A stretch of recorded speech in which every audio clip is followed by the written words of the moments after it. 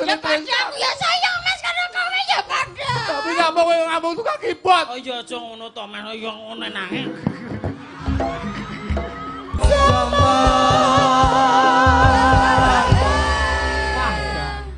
Waduh, ngono. La ilaha illallah.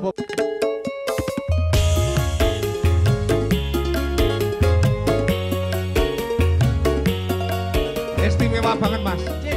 Malam hari ini lain daripada yang lain Mas. Pancenipun lain lagi bengi iki lain daripada yang lain. Niku tenan. Lagi bengi iki dagelan metu terutusan tengah Tegalan mrene ya. Lagi iki lain daripada yang lain tenan. Jenengan kok pirsa lho. Panjen aku dhewe ya mumpung-mumpung kok niki mau. Wis liwat Tegalan sik melangkah pager coba kita. Iki terus piye lah? Ning ngeten Mas. Mboten kok tegesipun nggenipun rumpen mboten. Ning krana panjenenganipun ingkang ngamugati menika dayohe kathah. Tamune kathah. Sing mirsani nggih kathah dadi liwatipun lak kedah menyesuaikan diri, Pak. Nggih. Mula alhamdulillah. Sik iki informasi sik iki. Nggih. Sakne iki. Napa Mas Luduk? Pak Yitno dari Gesian dicari temennya di selatan layar dikarenakan sakit. Pak Yitno. Oh nggih, kalau wau mungkin tidak sareng. Pak Yitno niki koncone teng kidul layar niki dijak wangsul niki sakit niki koncone Pak Yitno. Oh nggih. Pak Yitno ingkang rumaos kagungan asma. Menika rencangipun ngejak Bali mergo lara. Daleme ngendi Mas? Gesian. Pak Yitno dari Gesian dicari temannya di selatan layar dikarenakan sakit. Sing sakit ki Pak Yitno ne apa? Sing sakit iki koncone Pak Yitno. Koncone ngejak Bali mergo Pak Yitno ki sing biasane nyontek ngono lho.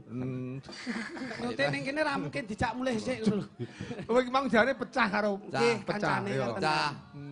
Jadi Pak Yitno iki penggemar sompel dhewe, lah koncone diketok.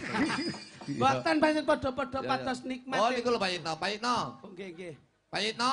Oh lali gue ning ngarep dhewe. Nggih. Mboten apa, miyas Tegalan Pak, padha karo dagelan wae. Wis Tegalan neten. Nggih. Alhamdulillah Mas Eko. Nggih, Mas. Yektosipun dalem menika kula panjenengan mundi dawuh saking panjenenganipun ingkang amangku gati. Wondene niki rupian-rupian seneng-seneng mboten ateges sombong pamer mboten. Nggih. Nanging nika ingkang sampun dipun wastani wong sing sregep sedekah nggih ngeten nika. Panjenengane Bapak Kiyak ki pejuang seni, Mas. Alhamdulillah nggih. Perjuangan itu mesti membutuhkan pengorbanan. Amin. Mula panjenengane berkorban materi, tenaga, pikiran, ya toh. Bot-bote oleh kepengin nimbali pelaku seni kaya awake dhewe ngeten iki. Lah mula niki, Pak. Mula enten tetembungan ingkang sae. Pripun? Payah magrib budal sembayang menyangkali aja nyangking timba. Mumpung sik urip ayo sregep-sregep nanggap bayang sok nek mati ben munggah swarga. Amin. Ya. Niki lho, Pak. Kowe kok ndak omong blas. Ora iso omong angger dagelan ki madhep pawon nggih ngeten iki resikone. Sing didelok panganan. Oh rumangsaku kok. Jan aku gumun kok. Wis pirang-pirang tahun kumpul lho. Mbok yo sing sigap tanggap. Tur agresif ngono sithik. Bendina ya petuk arep omong apa. Loh, bukan kok dikatakan bendina petuk. Situasi dan kondisinya itu kan tidak harus sama toh Mas. Nggih. Lek ketemu ning kono kudu awake dhewe ngene, lek ketemu ning kene kudu ngene. Nah ngono lho Mas. Lah ya bendina ya ketemu ning layangan lho. Arep omong-omongan apa? Loh, ya membahas kegiatannya Bapak Kiyak Ibu Heri. Ya wis seru to. Apa acarane? Acarane pernikahan ingkang putra. Lah ya wis sama ngomongne to. Lah nyapa aku dadak omongne. Loh. Kok mesti lek ngejak rame lho. Ya sampean iki paling tidak ya memantapkan, diantepne. Lho mantene ya wis mantep lho, nyatane sudah anak 3 tahun. lah ya Terus mantep to kuwi, Pak? Lah kurang apa ya anu? Lah rene iki sing arepe kok wenehke karo kemanten ki apa? Ora niki golek omong wae. Iki omongan marane pegel suwe-suwe. Kok mesti ngumpani kuwi nyapa to jane iki? Ora ngumpani aku iki serius. Suka aku sisin banyol kuwi aku iso. Ora banyol. Iki ora teges materi bahan lelucon dan ning tembunge wong tua ki mesti ngono. Mesti ngono sing arep lek besok nek sambong. Sambong neh. Sambong iki tilik ku lho. Sambong, mosok ana sok. Sambonge cara nggon kuwi tilik. Terus lagi sambung. Kuwi nek ning gone maratuwa ya nggawa gawan, nggawa oleh-oleh. Oh nggih. Tegese wong Jawa mbiyen lak mek tembunge simpel, nggih buka lawang. Lah tegese Pak Eko ki ngandhake sampean ngono kuwi. Padha karo awake dhewe dolan mulih lho Mas. Nah ngono lho. Kok paren ngono gawane gawan bojone ning omah. Nggih oleh-oleh wong omah. Ngono niki tau gawane gawan geger ale bojone kok. Oh apa? Lah sing digawa wong wedok e, Pak. Gawane iki beda. Dadi geger ade bojone. Lambemu sing dhuwur kandel ya. Aku suwi. Anu suwi. Petu jambu-jambu lah kok cangkemku dintup tawon. Kok kandel men aku. Rumah aku kok. Pangapunten Pak Jainal dalem menika lak kagungan Pak Kiyak kok Jainal. Iya iya. Ya ganteng ya kopoken iki. Krungu Pak Jainal. Pak. Coba. Pak Kiyak. Pak Kiyak. Pak Kiyak iki nama pendek.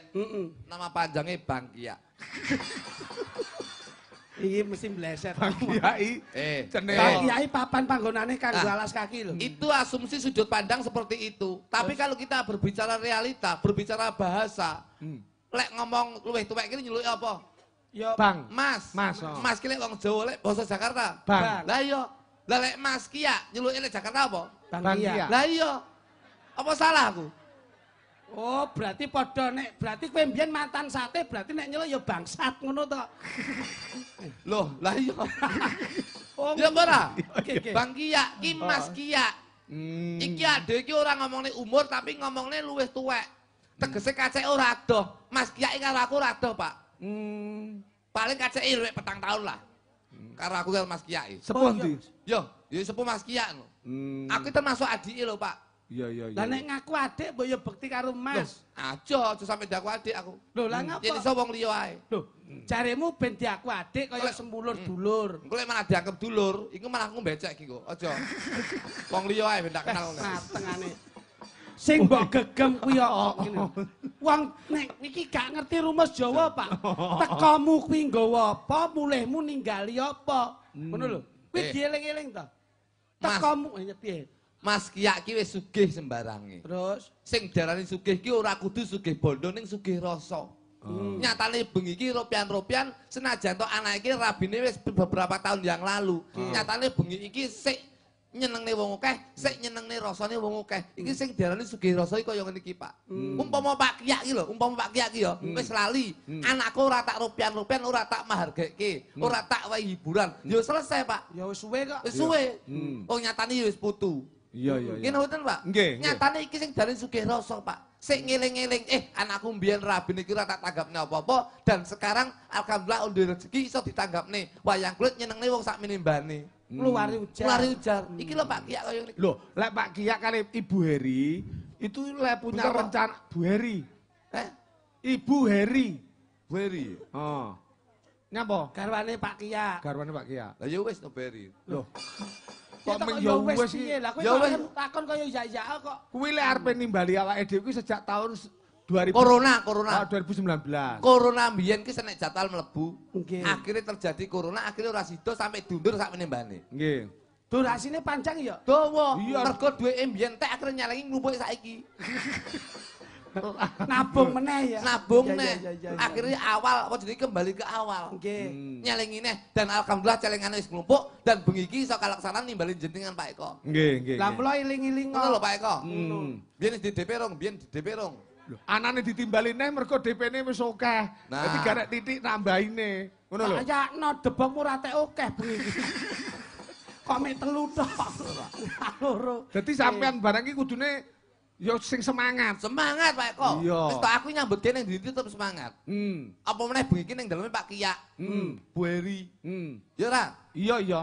Iki sing iso dalem duduk syukuran manten. Lah napa, Mas? Ning syukuran iso duwe putu. Ya loro-lorone. Loro-lorone Pak. Nampi wayah. Ya ora? Nggih, nggih. Ngono apa piye? Nggih.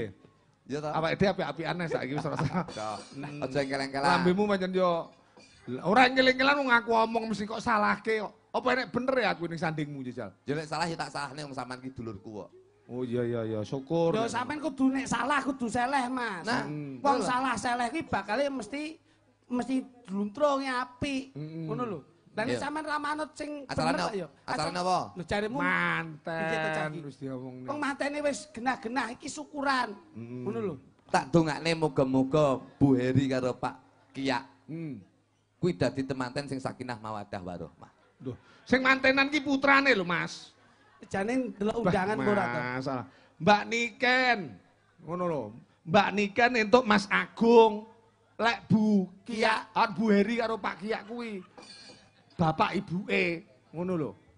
Sing didongakne iki manten lawas, aja manten anyar. Lek manten anyar ki sik seneng-senenge, kuwi rasa didongakne. Mbok omong ana rena-rena to, lek wis kadung seneng, kuwi ora bakal lebokne kuping kiwa ditokne kuping tengen. Mergo sik seneng-senenge. Sik seneng-senenge.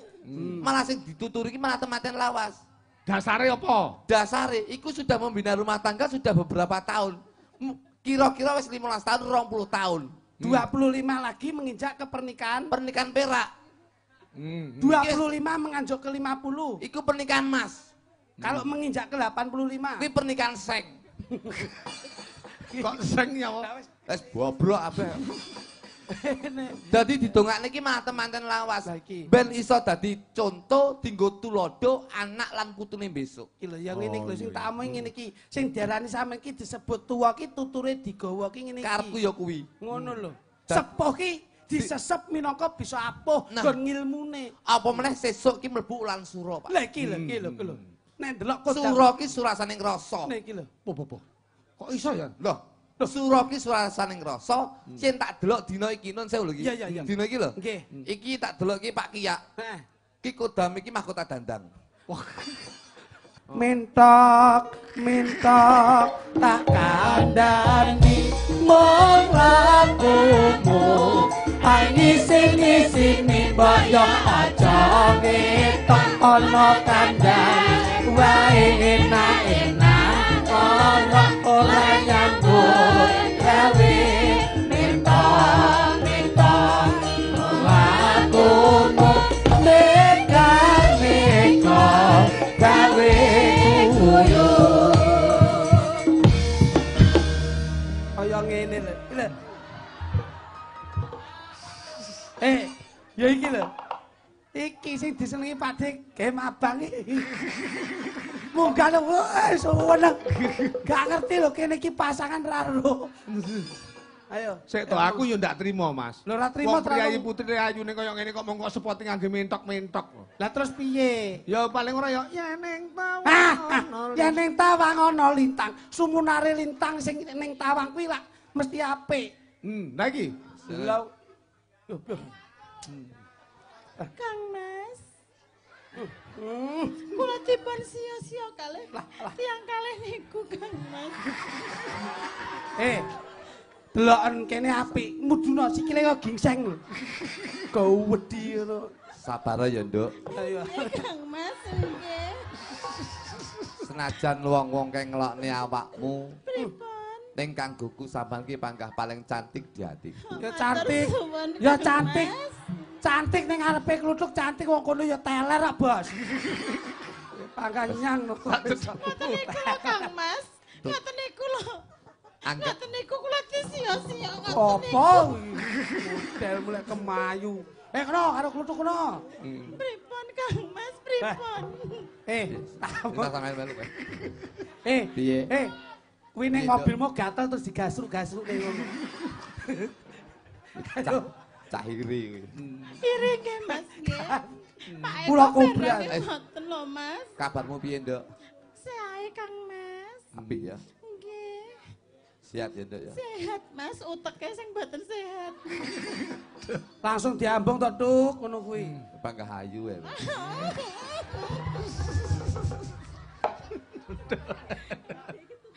Saya cantik.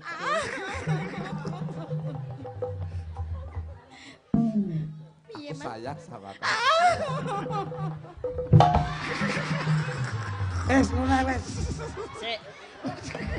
Jangkrik ra kajen. Panggungnya masih kok mbok rusak ngene iki. Kowe ora roh. Iki panggung ki larang lho. Kowe ora roh. Kok mbok rusak ngene piye? Pitik ki lek wis ngene, jagore ngene. Termasuk wis petok apa? Bangsane. Tak cek golek nggen puwe nak mak cangkruk. Kok kaya nek Bangsamu. kok enek tempate sing golek. Paling tidak ya di apa kuwi dialembono sing halus ngono. Terah ya damput. Mbok kira aku wong wedok apa, Mas? Mbok kira aku wong wedok apa? Ngomong ah, ayo padha lanange gelut ayo. Ayo gelut gelut oke. Soale kaya soale Portugal. Lah kok nggih kathok bal-balan wong wedok. Iki mergo nggih kathok bal-balan ki nyapa? Masalah sing paling longgar kuwi. Gentalo le ra omong. Mas, iki ngono kathoke Papi Hasim lho, Mas. Manajere kok kuwi. Layakno duit rokok disudet. Oh saking sayange karo aku ki roro ngene. Wis sesuk melu aku ngono lho, Mas. Bangsane. Ayo kono sing mesra arep bojomu kono. Wong wedok ki bekti karo wong lanang ora ya. Ora bekti aku. Lah piye wong wedok roro kowe biyen temu manten karo iki ritual nganti wijian tirta wening pidak endok. Malah kleru sing mbok itung malah ndokku. Bangsa ya aku ora ro ndokmu gedhi. Hernia. Nah, piye to, Mas? Piye to? Aku seneng, Pak. Nggih. Kula niku kaya-kaya niki surprise. Keluarga Sakinah. Pak Kiyak niku nyatane dalu niki iso nempukne kula kalih bojo kula. Saestu lho Pak Eko matur suwun nggih Pak Eko. Sami-sami ya Cahayu. Matur suwun ya Allah alhamdulillah. Niki mantan kula Pak niki. Sampeyan wis duduhan kali niku? Kula mbiyen jane arep rabi karo niki tapi mboten sida, Pak. Lah ngopo Mas Bluduk? Waktu pacaran training. Nggih, nggih. Akan yo nun sewu lho ki yo. Mosok aku biyen mbok training. Lho iya. Iya. Jenenge aku nakal biyen. Belajarane karo banci Mas ki. Biyen kan ki kanca mendem karo aku. Dadi padha mendeme. Padha mendem iki seneng mendem biyen. Layakno gulune kaya gendul.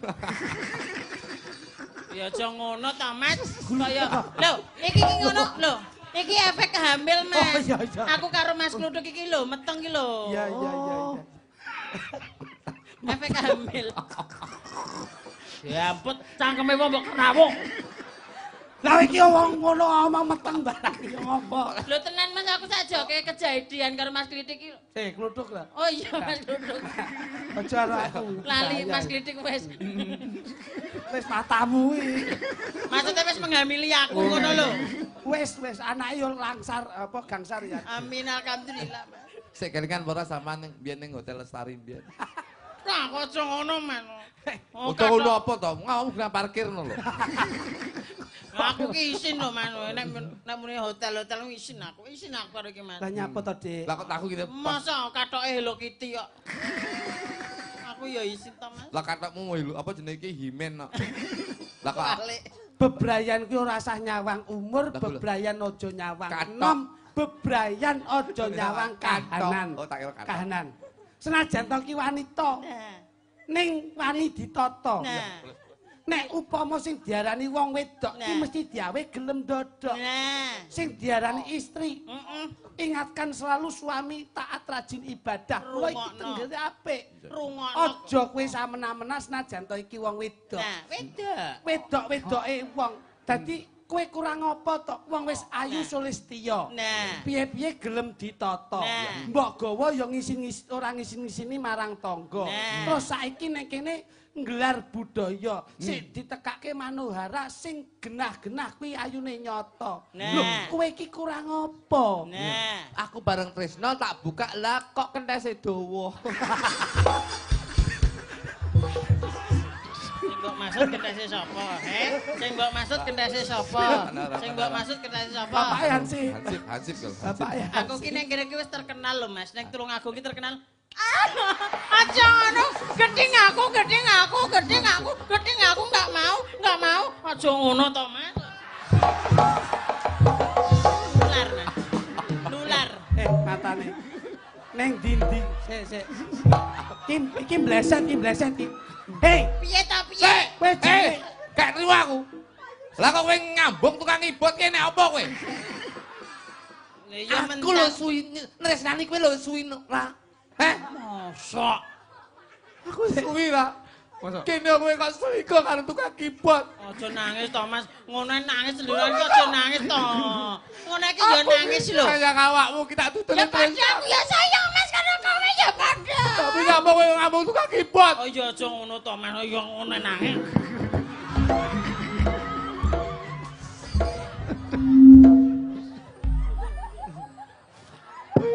Kuwalik. Sing bapakku sing wedok. Ayo nang ganjel lho, Dok. Wah, iki sembrono iki. Pangapunten Pak Eko, pangapunten. Nggih. Kowe iki ngene iki jenenge menyinggung privasi harkat martabat kaum wanita. Sapa sing dicium tukang ibot? Yudi. Wah. Anu langganan kawas Yut, iku. iki malam suro rek. Suro, Kowe nek Rek. ngati. Iki malam suro. Ya toh sesuk suro. Kowe nek wis diambung banci aja adus sesasi ya, Lek. Kowe kok mesti laris ya. Laris kowe mesti. Tak jamin, Yud. Kecut. Kudu diluat iki, kudu diluat. Tebak, Kene, Dek, kene, Dek. Walau di akhir zaman.